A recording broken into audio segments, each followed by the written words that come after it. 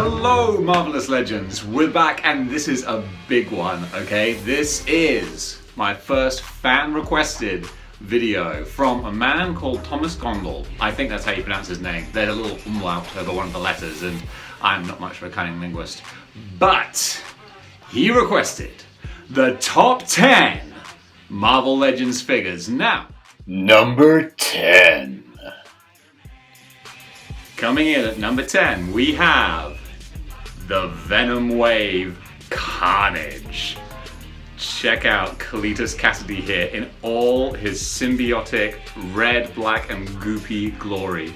This figure was one that they just nailed. But yeah, the Cletus head is absolutely terrific. You can put it on this body, obviously, and they just work so well. Now we've got Venom Wave 2 coming out very soon. We're getting another Carnage, which at first I was like, do we really need another Carnage? And then of course we got a closer look and you can see that the black is all sculpted on, and like a whole new body sculpt, and that looks great. So I'm fine to have that new Carnage. This one I think will still be my favorite because it is so Mark Bagley-ish, and Mark Bagley is my #1 artist of all time. He's my Spider-Man guy. So the fact that his art is captured so well in this with the swinging axe hand as well, this is an easy top 10 cracker. He only comes in at number 10, but he comes in very comfortably at number 10. Number 9. Meantime, we're up to Rage. I know, right? You're thinking, really? Rage? Random character included with the Gamerverse wave? Yeah, like seriously, this guy was a real sleeper hit for me. I wasn't even, when I saw him announced and I saw the artwork and the promo pictures, I was like, nah, you know, I'm not really interested. But then I got a closer look and I saw the reviews, and then I started doing more research into the character. And again, I saw he's got the connection to the New Warriors, which gives you that 90s connection, which I love the 90s. We can collect all the New Warriors. I'm going to be a very happy chappy. But this guy, yeah, big old thumbs up for the sleeper hit. I think the sleeper hit of the Gamerverse wave is my boy Rage here. Number 8. Coming in next, we have the Sentinel of Liberty, the Star-Spangled Man with the Plan. And what is your plan today? I am a big fan of Captain America, but yeah, I just think this figure looks great. He encouraged me to get all the other Avengers, and honestly, I'm not mad about that. It's a shame that for an 80th anniversary release, he has the hole in the back. Actually, does his shield clip on there? I suppose, oh, you can put a shield. Finally figured that one out. There you go, that's why. That's why he has the hole on the back, so you can put his shield on. All right, I won't take off any points for that then. But yeah, Captain America, especially with the rest of the Avengers, just looks phenomenal. And of course, it means I get to add him. I think that was my initial excuse for getting him, was that I could then put him in my Spider-Man team for the Maximum Carnage display, which is painfully slowly, Hasbro. Come on, we've got Demogoblin finally. I never thought we'd get him, but give us Shrieking Carrion, come on. But yeah, Maximum Carnage is finally very slowly being put together, and Captain America is a huge part of that. Another reason to bring out Justice and Firestar as well. Come on, Hasbro. But yeah, this figure is absolutely stunning. Look at the light just reflecting off his magnificent shield there. Oh, such a good piece. This was one I had no problem deciding to put in the top 10. This is an easy choice. Captain America, if I do another top 10 in a year's time, I won't be surprised if he's still representing. Number 7. Monster Venom. Oh, look at this guy.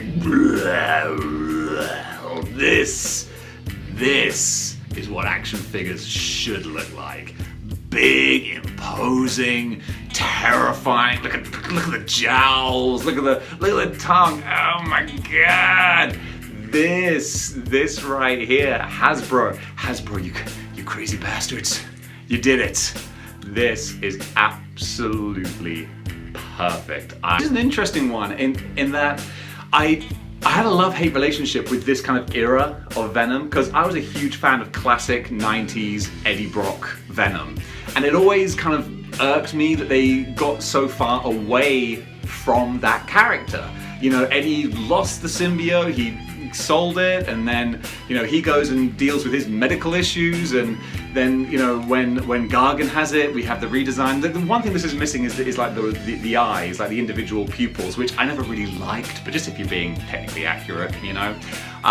So I wasn't a fan of this big monstrous Venom, but in toy form, awesome. But even though I wasn't a fan of the look, I loved the character, because I loved how conflicted and basically insane Gargan was being driven by the symbiote. I loved that, like, this really was a curse to him, where Eddie Brock embraced the power and it was a real sort of loving relationship with the symbiote. Gargan had this strange thing, it was like a drug addiction, because he loved the power that it gave him, but also he knew that it was driving him insane. So like, he wanted it, but he didn't, but he did. He didn't want to be without it, but he knew it was making him do crazy things like eat people.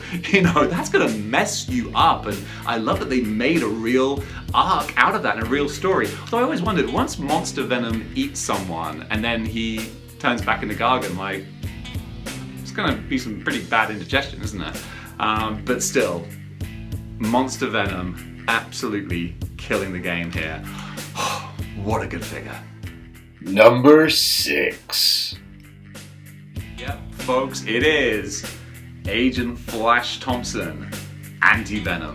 The amount of sculpting that has gone in to the different details on his pockets and satchels. He's got these grenades and the knife and the different little things to hold his ammunition in all around his belt here.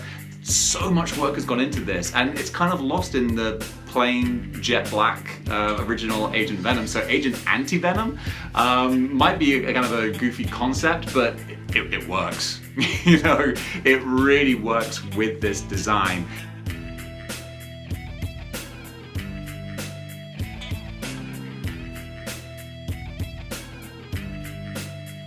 So anyway, all that notwithstanding, Agent Anti-Venom is an easy pick, and it's well worth his place on the top 10.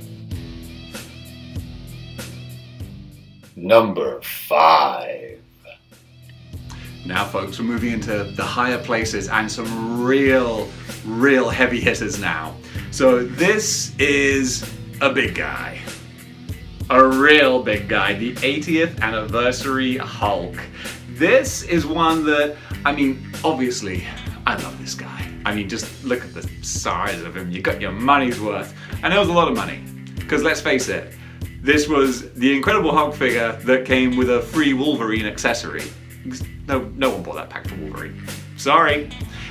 Comment below if I'm wrong, okay? At least I've put that Wolverine to good use. But this Hulk, this is what people were clamoring for. Again, talk about just nailing the character perfectly. Before I wax lyrical too much about this guy, I gotta say, his inclusion is really only just down to whatever side of bed I happen to get out into today, because Red Hulk, amazing. Grey Hulk, love it. All three of those guys are fantastic, and they all have their different elements, which I think could, you know, jostle for position to get this spot on the top 10. Red Hulk with the flame effects, with the Goblin flame effects on Red Hulk, then he's in consideration. Grey Hulk with that fantastic, like, you know, Frankenstein's monster type head sculpt, and then the crushing pipe. It's such a close run race, but I went for Classic Hulk. So much love and care and craft that has gone into this, and he's a big, hefty, weighty figure. You know, this is what, again, legends should be, and he scales beautifully as well. I like the fact that, you know, Hulk can really be as big or as small as the artist wants to draw him, but this is like that perfect medium sort of size for the Hulk. And they've, like I said, previous to the Monster Venom, they've got good use out of this body so far. You know, we've got Grey Hulk, we've got Red Hulk, but honestly, you can make as many as you want, and I'll probably buy them. Especially, I am loving. I've never been a big Hulk comic book fan, but oh my days, the new Hulk, the Devil Hulk run. Is it Al Ewing, the writer? I'm so bad with names. and many other things. But yeah, that current story arc is just fantastic. Like the body horror of that is so great. I love body horror. It creeps me out, but that's why I love it. Yeah, the horror in that story, if they do a Devil Hulk version, maybe like with a Devil Hulk face, and maybe one of the ones where like his chest is torn open or something. There's so much gory, gross artwork in that comic. But this standard classic golden era Hulk, absolutely wonderful and well deserving of his place in the top 10. Number 4. If not for this guy. This guy right here with his GD throwing sickles. Oh, I knew the instant I took him out of his packet and I saw how tiny, teeny, tiny those little throwing sickles were. I was like, I'm gonna lose those. It looks great. Everything works. You sometimes get those figures where just everything comes together and just works. It makes sense, you know? I gotta admit, it's like my current relationship. It's just like we work together. You know, we probably shouldn't because we're very different people, but we do. Unfortunately, I haven't seen her for nearly a year. Can you believe that? She's working in Hong Kong and I'm here, and it's been literally nearly a year, and we don't know when we're ever going to see each other again because we're literally not allowed to enter each other's countries. It's friggin' nuts. But I have these videos to, you know, keep my mind occupied and stop me from going crazy.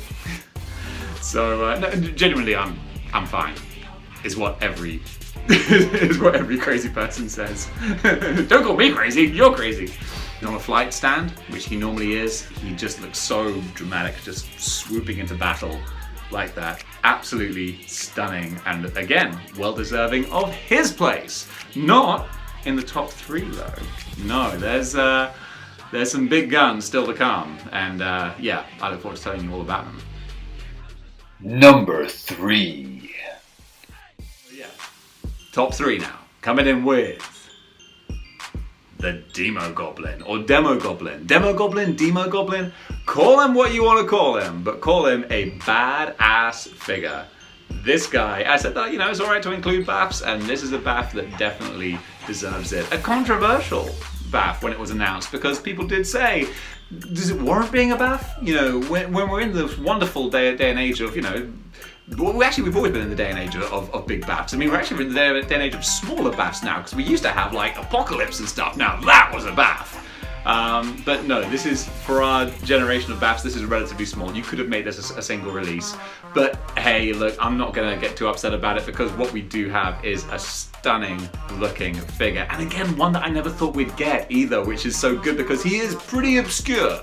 This is what I'm talking about, especially the bright translucent pumpkin bomb I've got here. Honestly, I can't remember if this is his pumpkin bomb. Is it? Did he come with this pumpkin bomb, or did I repurpose this from something else? I don't know. Let me know in the comments. But yeah, Demogoblin, absolutely wonderful figure. You know, great on his own, great in the 90s display, great with the Maximum Carnage lineup, and the character himself is one, again, with the sort of the body horror side of things. I talk about him in my McFarlane retrospective, where, you know, Hobgoblin, I think was it Jason Macendale? It wasn't Roderick Kingsley. It was Jason Macendale. Because Roderick Kingsley's got more sense than to sell his soul to a demon. So we have that wonderful body horror where, like, he rips his mask off and, you know, he's still like the Hobgoblin, like, deformed underneath. It's like, whoa! And then eventually, like, he completely transforms into this goblin creature before having it split off from him and make its own entity in the Demogoblin. And now we've had a new Demogoblin, a Demogoblin, in the form of, which I didn't like, because they sacrificed Shriek so that the goblin could take over her soul and come back as the female sort of Demogoblin, like they did with Hobgoblin, which was, you know, the Demogoblin will like split off from her, and then we can have Shriek back, and we can have Demogoblin as well. Because yeah, like a sexy, terrifying female Demogoblin, I'm down with that. But in the meantime, we have classic Demogoblin here, and he is killing the game. Number 2. Because, ladies and gentlemen, we've got the Punisher rider figure. Oh my goodness. The more I've had the chance to photograph this guy and sort of play about with his accessories and poses, the more I just absolutely adore what Hasbro have achieved with this. So anyway, this guy looks absolutely phenomenal. I love the sawn-off shotgun. I love the sculpting on the holster. I've already done an unboxing, so I probably shouldn't linger on too much, but you keep discovering new things. Like I saw it on a review video, and then I forgot about it. It wasn't until today that I saw like the little Punisher speedometer here, which I mean, like it's kind of funny and ridiculous. Like, why would the Punisher personalize his bike? It doesn't make any sense, but for a toy, it looks fantastic. Again, you've got Punisher 616 on here. For the sake of a toy, it's like it kind of breaks kayfabe, you know, but I'll allow that because for an action figure, it's fun. It's fun and it works. And this guy, like straddling the bike like this, yeah, it's such an easy choice for a number 2 spot. But it is number 2. And anyone who knows me and has seen my previous videos, I think you can guess what's number 1. Number 1. Yes, guys, rolling in at number 1, it is, of course, the other rider in my collection, the Ghost Rider. Now look, I'm not gonna bang on too much about this guy because I have an entire review video where I just sing the praises of this stunningly, fantastically beautiful character. So I'm gonna let that kind of speak for itself. There's a link in the description below, but you know, in the meantime, it still has to be said, like, of course this guy's number 1. I mean, I still feel this has yet to be topped. The work and the thought, just the thought that has gone into it makes all the difference. I mean, look at the skull, as it just looks great with the flaming chain that fades from solid chain into this flaming fire. That is such a lovely touch. The flames on the back, which again, translucent, the sun shines through. But yeah, I could tinker and play around and pose this thing all day, you know, all day, every day, and twice on Sundays, because it's just terrific. Well deserving of the number 1 spot on my top 10 list. I find like there's so many, as I said at the start, there's so many figures that I could have interchanged and put in and taken out. I didn't even have, there are no mutants, there's no X-Men on this entire thing. Huh, interesting that. Here is my number 1 spot, an easy pick, the Legends Ghost Rider. What a figure, and what a top 10. That was, I thought I was gonna go long. I didn't think I was gonna go an hour long. So thank you so much for supporting the channel, you know, just with the likes and subscriptions and the comments. I love the feedback, I love the interaction. I have this whole community online, all the people on the various web pages, Marvel Legends UK, Marvel Legends Community, the Jebfire Club, you know, these guys make collecting fun. You know, this is, it's you a-holes who are responsible for me buying so many of these things, but I wouldn't have it any other way. So yeah, if you like what you see here and you want to see more, then click down on the various videos to see more. And in the meantime, guys, yeah, like, share, and subscribe. Let's keep those subscriptions going up, because again, just the more feedback I get, the more I know how to structure what people want to see, and the more I get out of making the videos. And trust me, I get a lot out of making these videos. So yeah, follow me on Instagram as well, displaying model behavior, and I'll see you guys in the next video.